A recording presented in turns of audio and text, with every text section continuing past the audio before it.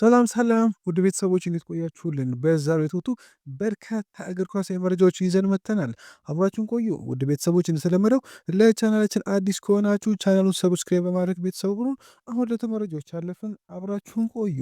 ማይክል ካሪክ የማንቸስተር ዩናይትድ አዲሱ ጊዜ አሰልጣኝ ሆኖ የአጭር ጊዜ ውል ሊፈርም ተቃርቧል። ከካሪክ ጋር ስምምነት ተፈርሟል። ክለቡ በቅርቡ መደበኛ አሰልጣኝ ለመቅጠር እርምጃዎችን ይከተላሉ። ካሪክ እስከ ዓመቱ መጨረሻ ውሉን ይፈርማል። ምናልባትም ዛሬ የካሪክ ሹመት ይፋ ይሆናል ተብሏል። ማንቸስተር ሲቲ የኖቲንግሃም ፎረስቱን አማካኝ ኤሊዮት አንደርሰን ለማስፈረም ጉብኝት ጀምሯል። ፔፕ ጋርዲዮላ ቡድናቸው አሁንም በአራት ውድድሮች ላይ ስለሚያተኩር ለአመቱ ሁለተኛ አጋማሽ ተጨማሪ አንድ ወይም ሁለት ተጨማሪ ተጫዋቾችን እንደሚፈልግ ይታወቃል ሲል ቲም ቶክ ዘግቦታል። ሪያል ማድሪድ ኤንድሪኬን ከውሰት ዘመኑ ለማስመለስ አንድ ሳምንት አላቸው። ከሊዮን ጋር ባለው ውል ውስጥ ያለው አንቀጽ ሪያል ማድሪድ ብራዚሊያን ተጫዋች እስከ ጥር 20 ድረስ መልሶ እንዲያገኛቸዋል። እናም ሪያል ማድሪድ አሁን አሰልጣኝ ቀይሯል። ምናልባትም ኤንድሪክን ሊመርሱ ይችላሉ ሲል ፋብሪዞ ሮማኖ ዘግቦታል። ዣቪ አሎንሶ አርኔ ስሎት ከተሰናበተ ቀጣይ ሊቨርፑል አሰልጣኝ ለመሆን ዋና እጩ ነው ሲል ስካይ ስፖርት ዘግቦታል። ኢብራሂማ ኮናቴ በአመቱ መጨረሻ ኮንትራቱ ስለሚያበቃ በውድድር ዘመኑ መጨረሻ ላይ ከሊቨርፑል ለመውጣት በዝግጅት ላይ ነው። በአዲስ የውል ውሎች ላይ ምንም አይነት ለውጥ አልተደረገም ሲል ዴቪድ ኦርነስቲን ዘግቦታል።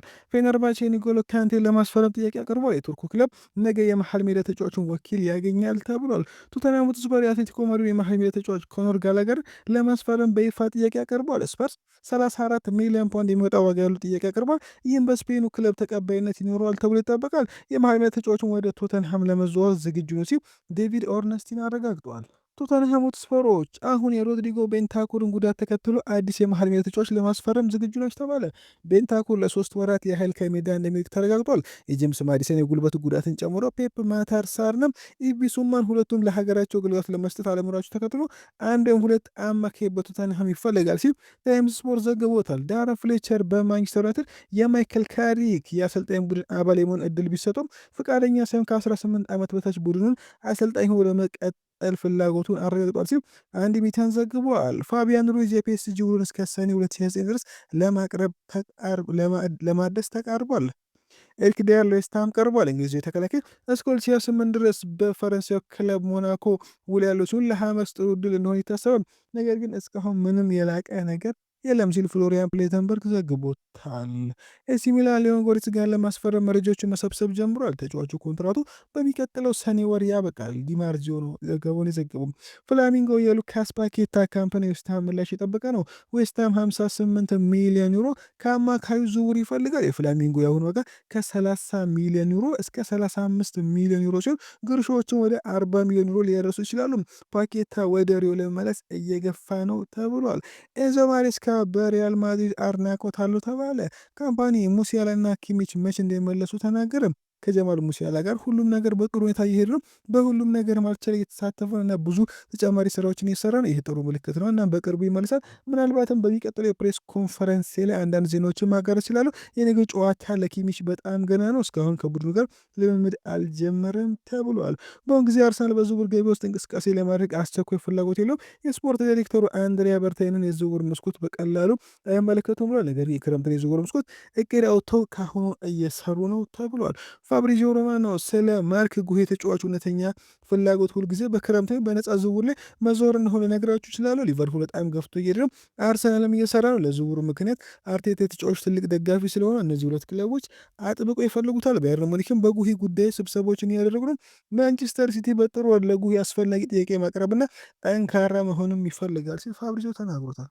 ቀደም ሲል የወጡ ዘገባዎች እንደሚያሳዩት ኤቨርተን ከአርሰናል ቤን ዋይትን ለማስፈረም ተገናኝቶ ነበር። ነገር ግን መድፈኞቹ ቤን ዋይትን የመሸጥ እቅድ የላቸውም። አሁን ኤቨርተን ሌላኛው አርሰናል ተጫዋች ኤታን ንዋሪ ለማስፈረም ፍላጎት እያሳየ ነው ተብሎ ሰር አሌክስ ፈርጉሰን የማንቸስተር ዩናይትድ ቦርድ ከኦሌ ጉናር ሶልሻየር ይልቅ ሚካኤል ካሪክን ጊዜያዊ አሰልጣኝ አድርገው እንዲሾም መክሯል ሲል አሌክስ ክሩዝ ዘግቦታል። ፒኤስጂዎች በክረምት የዝውውር መስኮት ባርሴሎናን በመርታት ለማርከስ ራሽፎርድ 50 ሚሊዮን ዩሮ ለማቅረብ አቅዷል ሲል ማርካ ዘግቦታል። ሊቨርፑል የኮኖር ብራድሊን ምትክ በአስቸኳይ እየፈለገ መሆኑ ታውቋል። ብራድሊ በጉልበት ጉዳት ምክንያት ለብዙ ወራት ከሜዳ ይርቃል። ለአሁኑ የዝውውር መስኮት አማራጮችን እየገመገሙ ነው ተብሏል። ኬን አልዲስ ፖርቹጋል ተጫዋች ብሩኖ ፈርናንዴዝ በክረምቱ ወቅት ለመልቀቅ ከወሰነ ምትክል ሊሆን የሚችል የማንቸስተር ዩናይትድ ዝርዝር ውስጥ በጣም ከፍተኛ ደረጃ የተሰጠው ተጫዋች ነው ተባለ። ሮድሪ እና ማንቸስተር ሲቲ በሚቀጥሉት ወራት ስለ ውል ማራዘሚያ ንግግራቸውን ይቀጥላሉ። ሁለቱም ወገኖች በዚህ ክረምት አዲስ ኮንትራት ለመፈራረም ዝግጁ ናቸው ተብሏል። ሩበን ኔቬስ የማንቸስተር ዩናይትድ ኢላማ ነው። ወደ 20 ሚሊዮን ፓውንድ የሚጠጋ ገንዘብ ያስወጣል። እናም ግዢው ተግባራዊ እንዲሆን ከተፈለገ ለማንኛውም ተጫዋች ዝውውር የሚሆን ገንዘብ አለ ሲል ጄሚ ጃክሰን ዘግቦታል። መሐመድ ሳላ በአንፊልድ ኮንትራቱ እንደሚያጠናቅ ሙሉ በሙሉ ይጠበቃል። የሳላ ሁኔታ እንደተረጋጋና እስከ ሰኔ 2027 ድረስ የሚያቆየውም የቀረውን ኮንትራት እንደሚያጠናቅ ተስፋ ይደረጋል። ሆኖም ችግሮች ከቀጠሉ ስለ መለያየታቸው ቀደም ብለው ውይይቶች ሊደረጉ ይችላሉ ሲል ዴቪድ ኦርነስቲን ዘግቦታል። ቶማስ ፓርቴ ቪላሪያን አላሳመነው። ስለዚህ በሰኔ ወር ውሉ ሲያልቅ ክለቡን ይለቃል ተብሏል። ቼልሲ ፌርሚን ሎፔዝ እና ራፋሊያውን ቅድሚያ የሚሰጣቸው አድርጓቸዋል ተብሏል። ቼልሲዎች አዲስ የመሀል ተከላካይና የተከላካይ አማካይ እየፈለጉ ነው። እስከ ክረምት ከመጠበቅ ይልቅ ዋና ኢላማዎቻቸውን አሁን ማስፈረም ከቻሉም ለማድረግ ዝግጁ ናቸው ተብሏል። አሎንሶ ከስንብቱ በኋላ በኢንስታግራም ገጹ ላይ እንዲህ የሚል መልእክት አስተላልፏል። ይህም ወደ ክለብ ቆይታ አልቋል። እንደፈለግነው አልሄደም። ሪያል ማድሪድ ማሰልጠን ክብርና ኃላፊነት ነው። ክለቡ ተጫዋቾችን ከሁሉም በላይ ደጋፊዎችና የማድሪድ ደጋፊዎች ላሳዩት እምነትና ድጋፍ አመሰግናለሁ። የምችለውን ሁሉ በማድረጌ በአክብሮት በምስጋናና በኩራት እሄዳለሁ ብሏል። ፔፕ ጋርዲዮላ የ10-1 ድል ረስተነዋል አሉ። በአስተያየታቸውም ትኩረታችን የምሽቱ ጨዋታ ላይ 10-1 ላችን ረስተነዋል ሲሉ ተናግረዋል። ማንቸስተር ሲቲ በውድድር ዓመቱ መጨረሻ ከጆን ስቶንስ እና ናታን አኬ ጋር ይለያል ተብሎ እንደሚጠበቅ ተገልጾ ወይም ተከትሎ ማንቸስተር ሲቲ በዚህ ወር አዲስ ተከላካይ ማስፈረም እቅድ እንዳለውም ተሰምቷል። ውድ ቤተሰቦች ለዛሬ በርቆይታ በቃ በዚህ መልካም